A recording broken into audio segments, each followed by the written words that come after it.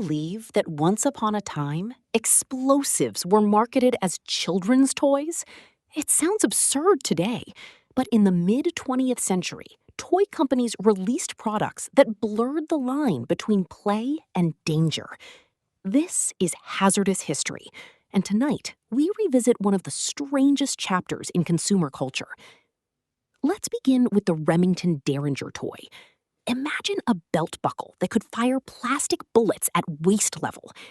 Hands-free shooting might have seemed clever in advertising, but in practice, it was a recipe for trouble.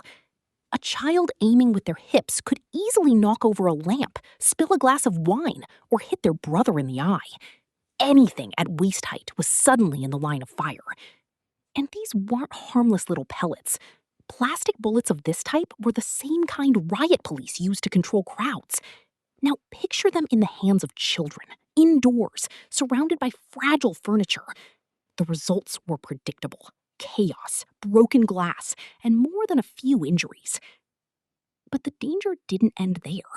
The shells themselves sometimes exploded. Each cap contained a tiny charge of gunpowder, enough to cause burns or ignite nearby objects. Parents were warned not to let these toys near delicate collections or near the family. To understand how this happened, we need to look at the cultural context.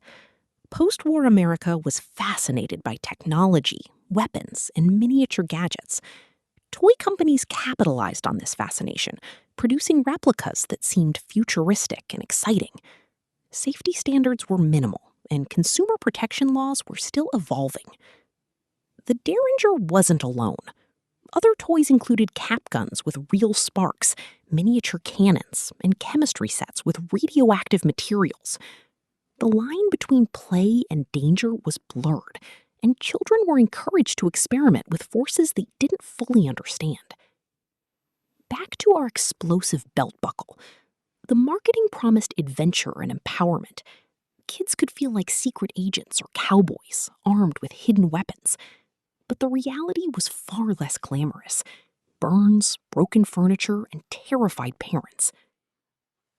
What makes this story remarkable is how long it took for regulations to catch up.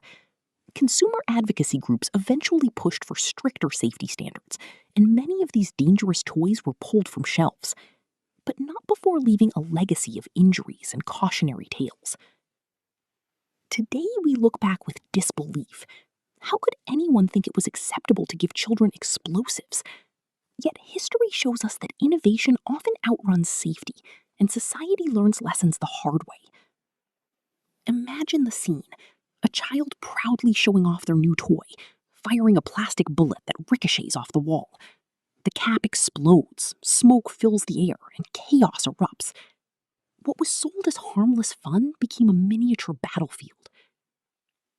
Hazardous History isn't just about strange products. It's about understanding how culture, technology, and commerce intersect. These toys reveal the mindset of an era, one that valued novelty over caution. And they remind us why regulations exist today. To understand how this happened, we need to look at the cultural context.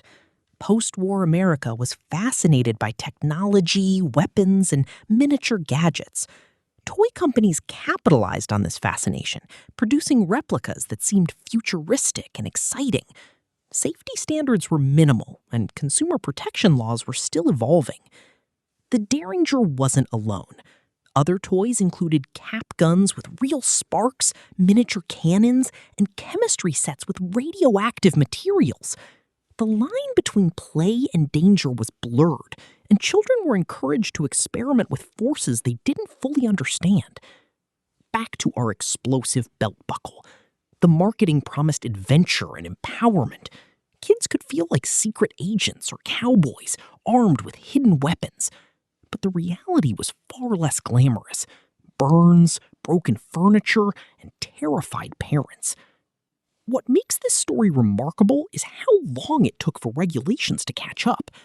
Consumer advocacy groups eventually pushed for stricter safety standards, and many of these dangerous toys were pulled from shelves, but not before leaving a legacy of injuries and cautionary tales.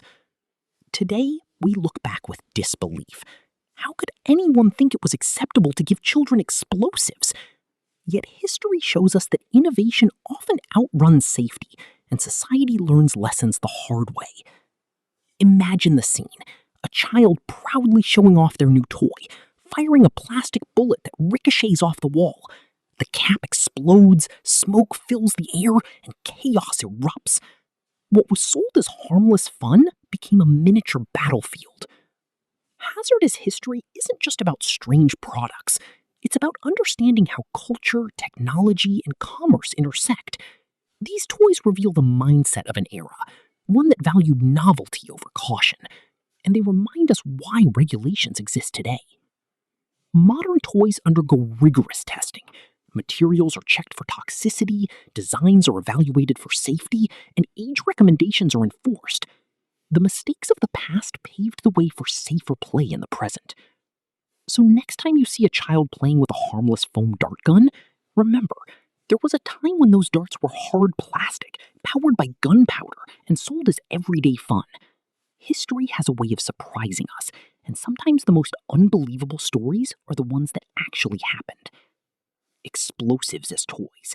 A reminder that progress is not always linear, and safety is never guaranteed. We must remain vigilant, because what seems entertaining today could be tomorrow's hazardous history.